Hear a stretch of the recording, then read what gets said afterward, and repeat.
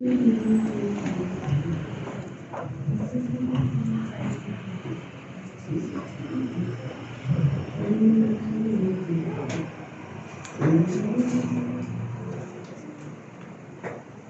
lesson natin this week, mga bata?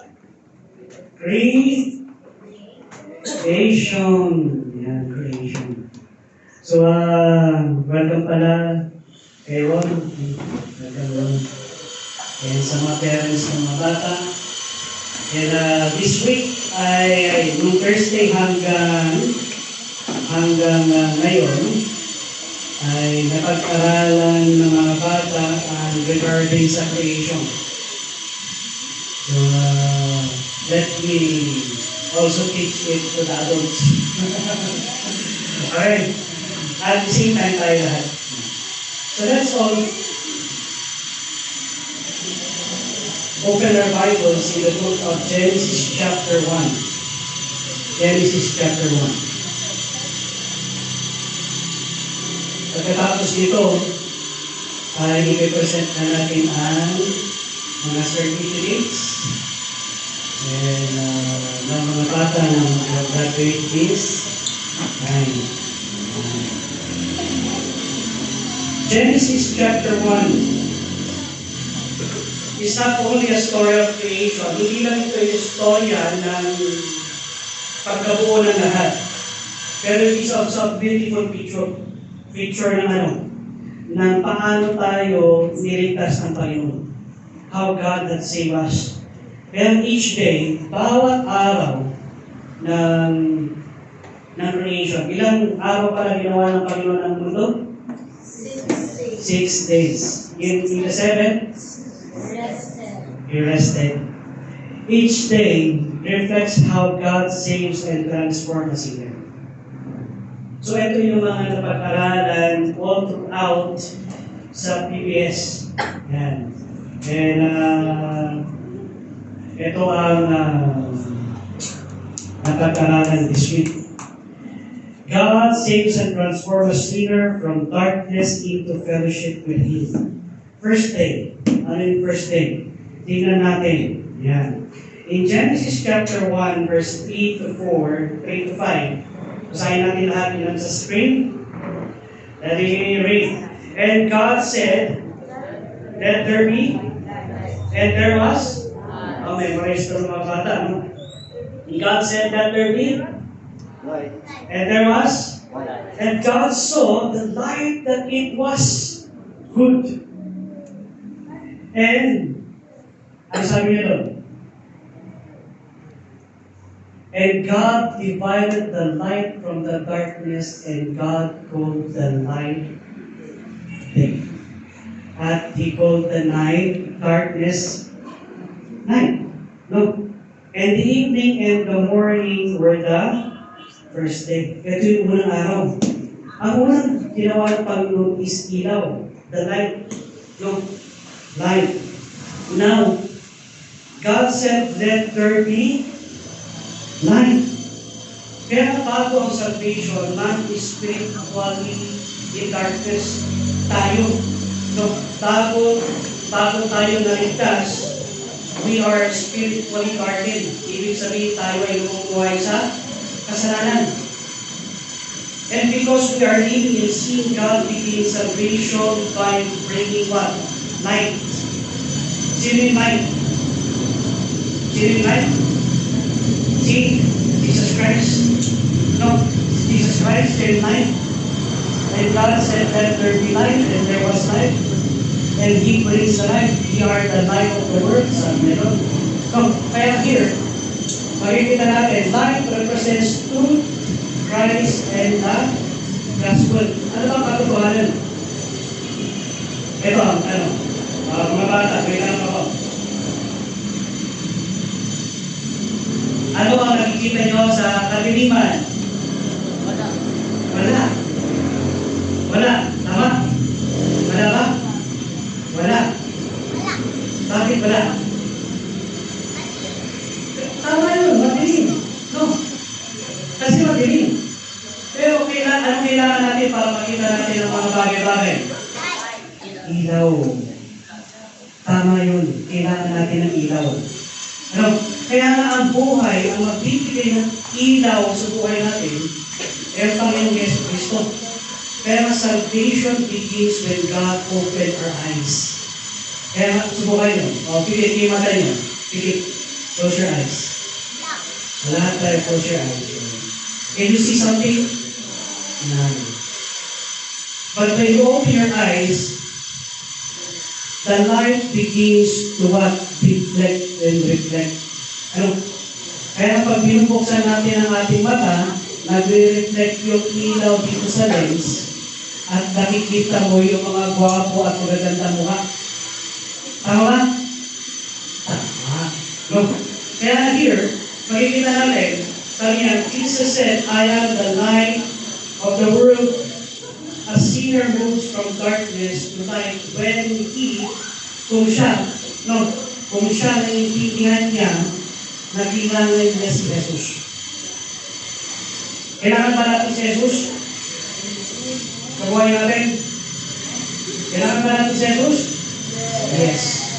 We need Jesus Christ para magkaroon ng liwanag ang buhay. Mahal ang kuryente. Kasi tumaas. Ano? Pero ito, libreng ilaw. Yun ay si Jesus Cristo. Day 2. Ano yung day 2? And God said, let the firmament be the beach of the waters, and let it divide the waters from the waters. And God made the firmament and divided the waters which were under the firmament from the waters which were above the firmament, and it was so. And God called the firmament heaven, and the evening and the morning were the second day. Dinivide niya yung mga tubig from upper to lower. No? So, ano ibig sabihin ito? Nagkaroon ng separation of the waters. Naghiwalay ang mga tubig. Ngayon ang tanong, ano ang pwede natin inumin? Fresh water o seawater? Seawater. Nasubukan nyo na uminom ng seawater? Ha? Nasubukan nyo na tikman ng seawater? Very salty, right? Ano mangyayari pag nakainom ka ng seawater? Lalo ka mauuhaw. At magdadry yung lips mo. Magdadry yung skin. Magdadry ang iyong buhay. Kaya nga God separated waters from above and below because ganoon ang ginawa ng Panginoon sa buhay natin. Nung tinawag niya tayo at nung tinanggap natin ang Panginoon sa buhay natin, nung tinanggap natin ang Panginoon sa buhay natin, hiniwalay na tayo ng Panginoon sa kadiliman. Hindi na tayo namumuhay sa kadiliman, pero namumuhay na tayo saan? Sa ilaw. Sa ilaw. Kaya na here, makikita natin, sabi niya doon, come out from among them and ye be separate. Why? Because God separates the believers unto Himself. Hiniwalay niya. Tayo ay para sa Diyos na. Hindi na tayo para sa mundo, pero tayo ay para sa Panginoon. Okay, ano yung day 3? Day 3. Tingnan natin. Ano sabi sa Bible? And God said, let the waters under the heaven be gathered together unto one place. And let the dry land appear. Ganito pang ginawa ng dry land. Appear. Ayan. Meron bang ginawa ng dry land and appear? Hindi. Ang ibig sabihin ng appear is, anong nangyari? Lumitaw. No? Kaya nga doon kinuha yung palitaw. Ano yung palitaw? Pag nagluto ka ng palitaw, pag umahon ng gano'n, lumitaw. Ano? So, gano'n yun. And ano sabi niya doon? And God called the dry land earth, and the gathering together of the waters he called sea. No, kaya nga, may dry land, tapos may mga dagat. And God saw that it was, ano sabi niyo nun? Good. Bakit sinabi niya good?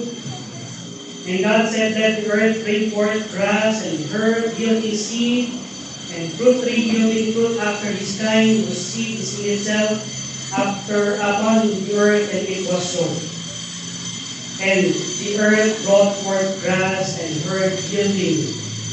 And the evening and the morning were the third day. Ang ibig sabihin ito, the earth appeared and began producing fruit in night. Kaya nang tinanggap natin ang Panginoon as our personal Savior, bilang isang mananampalataya, kailangan natin mag-bear ng fruit. Prutas. Ano? Prutas. Kaya ang favorite ng prutas? Apple. Okay, ano ba? Sino ang may favorite ng banana? Ayan, banana. Sino kong ba dito? Okay, bakit? Kailangan natin mag-bear ng fruit. Ganon din sa ating Christian life. In life sa ating Panginoon, we need to bear fruit. And how to bear fruit? Paano tayo mag-bear fruit?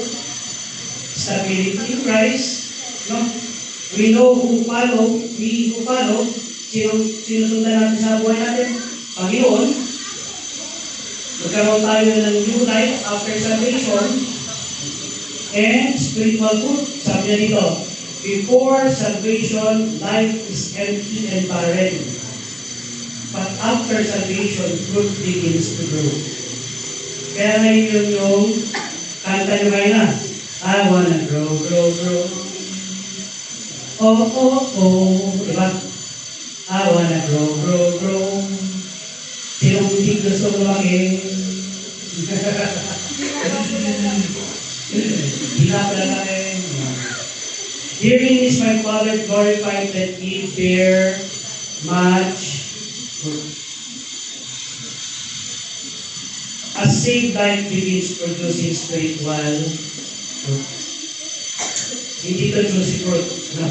Kahit alam ko ang isang favorite yung fruit is juicy fruit. Ano yung juicy fruit? Hindi na natin nila yung juicy fruit sa tanong. Wala na yung juicy fruit. Okay?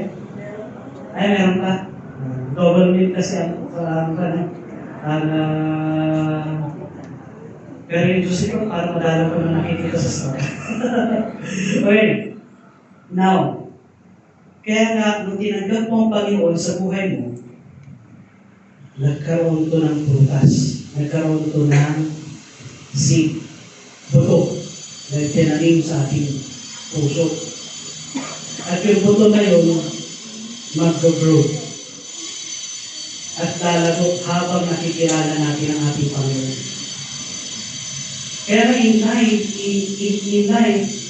enable for us to be stable. No? Para tayo ay maging stable, kailangan natin yung seed ng salita ng Panginoon sa buhay. For it to grow. Kasi kung wala ang salita ng Panginoon, hindi lalago ang Christian life. Okay, day 4. Ano ang day 4? And God said, let there be lights.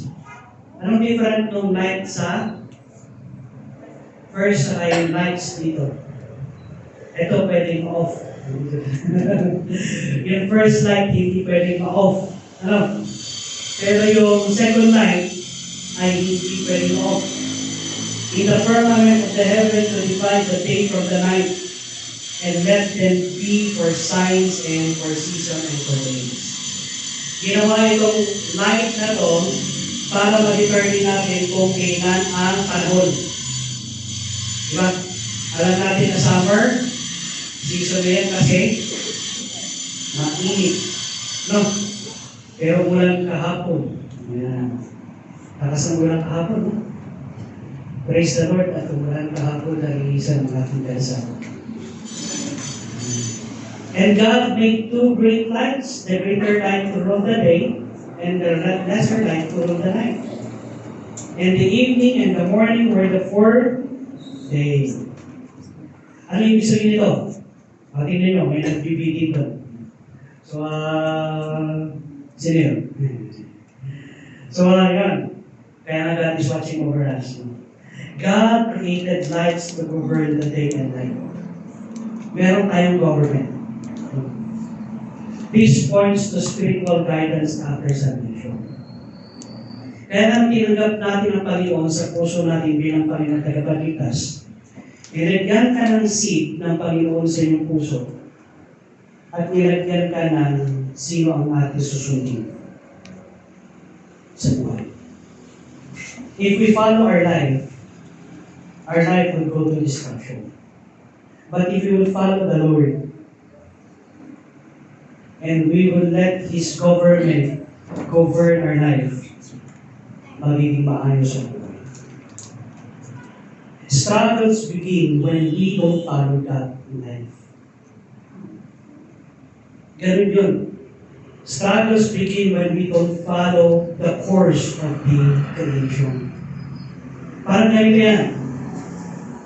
Ano kaya? Kung ang earth, ayaw niya nang gumalaw.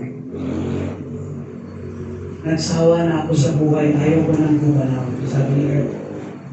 What would happen? What would happen doon sa mga tao na nasa loob? They will experience great what? Hardship. Ganon din pagdating sa Christian life. Mayroon tayong course of government. And that course of government needs to be followed.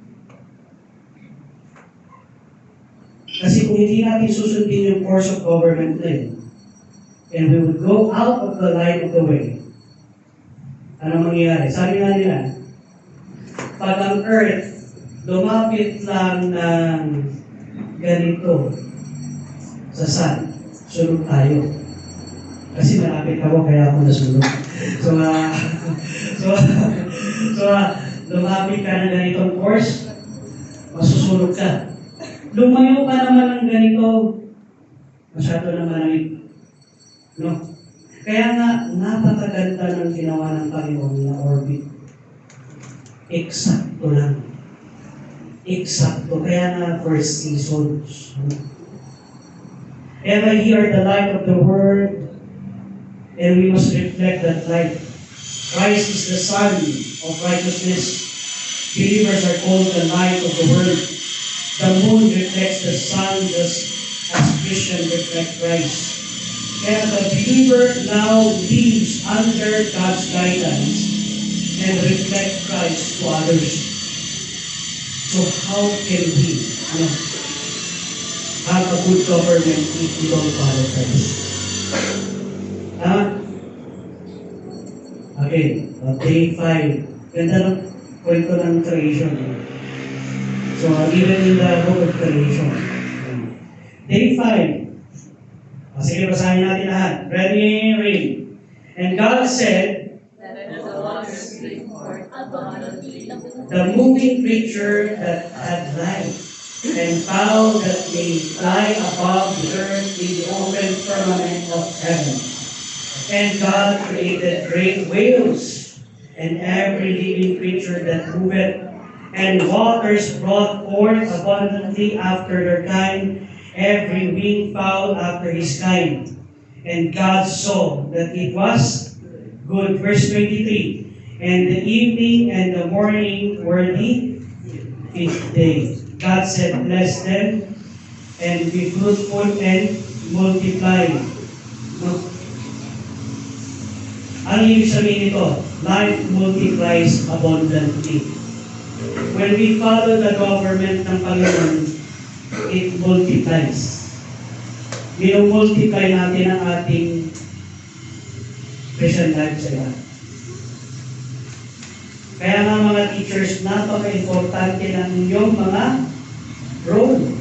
Dahil minumultiply nyo yung sarili nyo sa bata. Tinuturo niya yan sa mga bata. No, hindi lang naman sa mga bata, kahit sa mga Bible studies.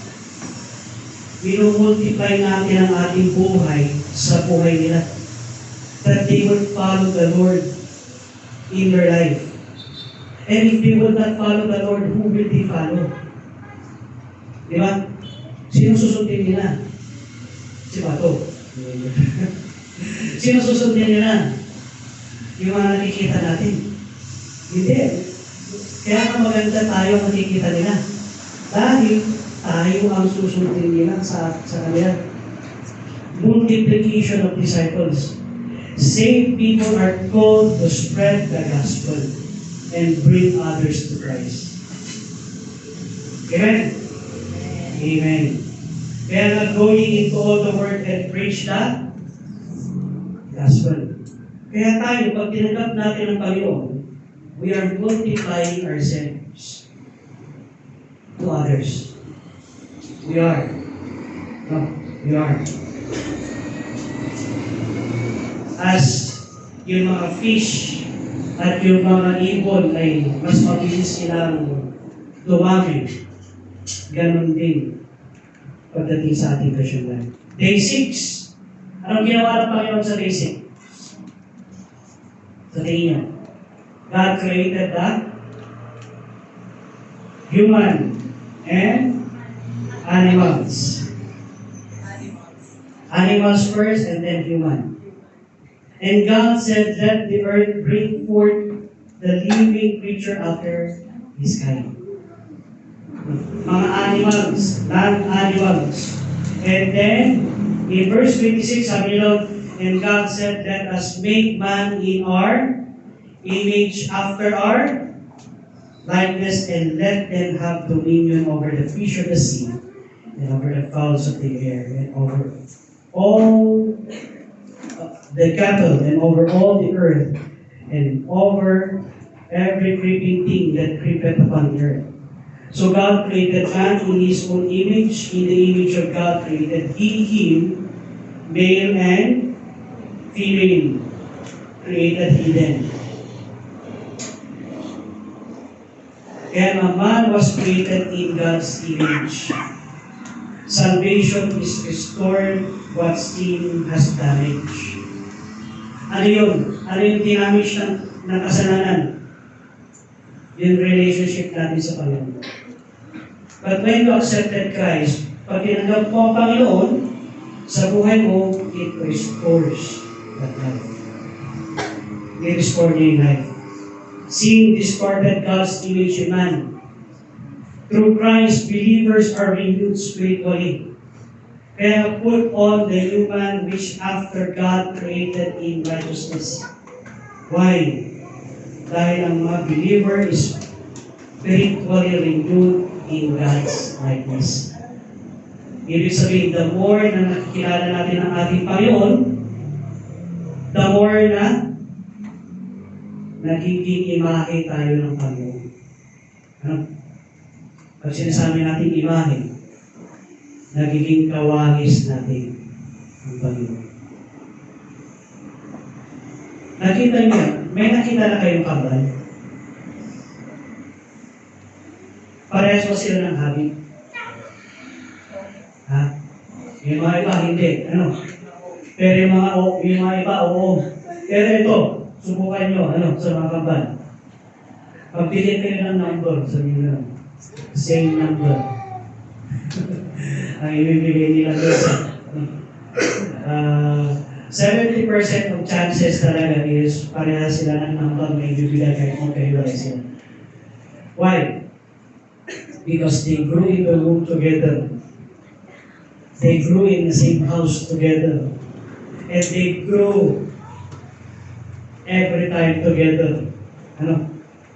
Ganon yung pinapakita ng Panginoon. As we grew together, makikita mo, magkakaroon sila ng same mindset. Alam ko ni Mama Beth, kasi may twins siya. Magkakaroon sila ng same na mindset. Mag-away man sila, sakit lang. Dahil wala nang ibang magtutulungan kundi tayo kambal. Sorry na. Diba? Life must go on sa atin. Why? Yun yung reflection na reflection ng imahe ng Panginoon. The more that you are together with God, the more that you understand and know God. Okay, day 7. Day 7 na to ha. Last day of creation. Sa chapter 2. Babasahin natin lahat. Day 7. Thus, let me read. Thus the heaven and the earth were finished, and all the hosts of them. And on the seventh day, God ended his work which he had made, and rested on the seventh day from all his work which he had made. And God blessed the seventh day, and sanctified it, because that in it he had rested from all his work which God created and made. God is our resting place. God is our resting place. Kaya wala kang pahinga, Panginoon ang ating pahinga. No? Alam ko yung mga teachers at yung mga assistant teachers this week ay napagod. No? Maraming ginawa. But God is our resting place. Amen? Amen? Amen. Kaya nga these pictures, the spiritual rest found in salvation. Salvation is not earned by works. It is rest on the finished work ng Panginoon. Ibig sabihin, hayaan mo ang Panginoon sa buhay mo. The more free ang Panginoon sa buhay mo, the more maganda ang kakalabasan ng ating buhay. Kaya nakausap ko si Rob. So, ganito ang basketball. So, yun. Sabi ko nag-uusap kami ngayon. Ang team talaga ng basketball may dalawang pilar. Diba? Yung sentro sa kayong point guard. Kung itong sentro at point guard ay hindi magkaisa, hindi mananalo yung team. Kahit anong gawin, hindi talaga pwedeng manalo yung team. Pero pag nagkaisa ang sentro sa kayo, yung point guard, maganda ang kalalabasan ng laro.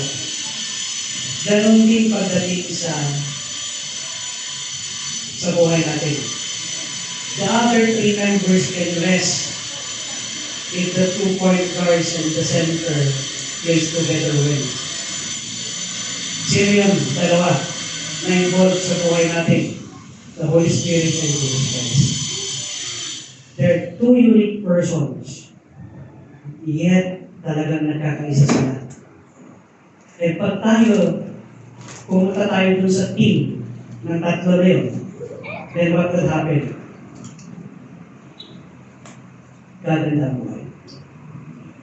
Kaya nga, Jesus said, "Come unto me, and I will give you rest." Hebrews speaks of entering God's rest through faith. Kaya the believer rests in the finished work of Christ. Let's do it by faith. Life is done by faith in Christ. Kaya nga, pag-ipitan natin, Day 1, light enters darkness. Ano yung day 2? Nagkaroon ng separation sa kasalanan. Ano yung day 3? Nagkaroon ng new life and fruitfulness. And ano yung day 4? Nagkaroon ng guidance sa testimony. Pag pumasok ang Panginoon sa buhay natin, iniwalay na tayo sa kasalanan. Nagkaroon tayo ng panibagong buhay. Nagkaroon tayo ng prutas sa ating buhay. Nagkaroon tayo ng guidance, testimony sa ating buhay. At after ng testimony, mag-multiply tayo. Alam nyo, papasalamat ako sa mga bata na ito kasi hindi kami masyadong nahirapan sa pagsundo. Diba, brother? Kasi sila na yung nasusundo lalo na sila Kian sa kasi ba. Sinusunod nila, tara na, ayan, sila taga-south na doon. Kaya, praise the Lord din yung mga teachers, no, nag-labor this one. And I tell you that your labor is not in vain sa Panginoon. Restoration of God's image and rest in Christ. Pasalamat din kami sa mga tumulong, no, sa ating BPS. Why? All these are our labors and our sorrows para sa Panginoon. Now, kaya nga, isa sa mga pinaka-importante sa buhay natin bilang mananampalataya is what? We rest in Christ. We rest that we know that Christ is always there. Amen? With every head bowed and eyes closed,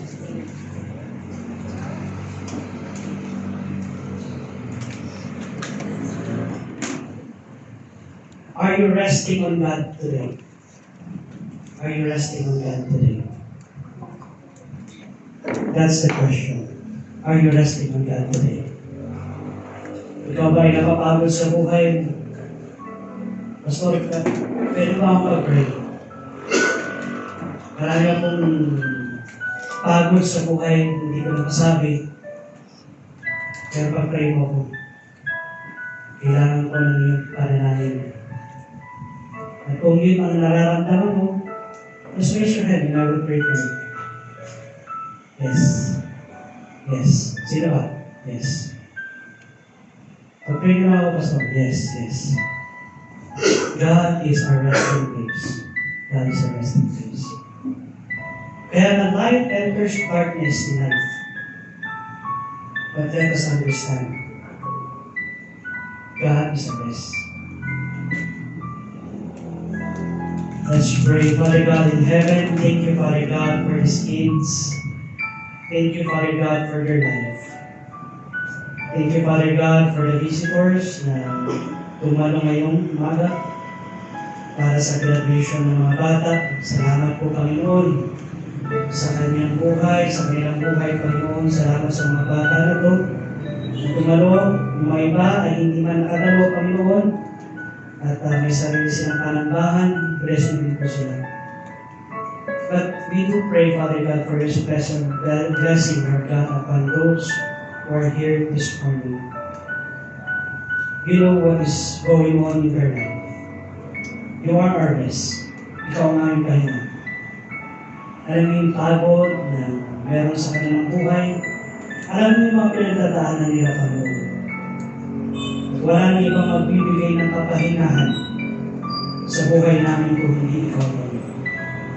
Salamat po, Panginoon, sa pagkakataon na ito. Salamat, Panginoon, sa iyong pagmamahal. At salamat din po, Panginoon, sa bawat isa, Panginoon, na nandito. Kayo po, Lord God, ang siyang tumulong sa amin. Siyang bumakay sa amin. Ang siyang nagpalabas pa sa amin. Salamat po sa lahat. Ito po ang aming dalangin sa ngalan ni Jesus. Amen. Amen. So God bless. And we'll proceed.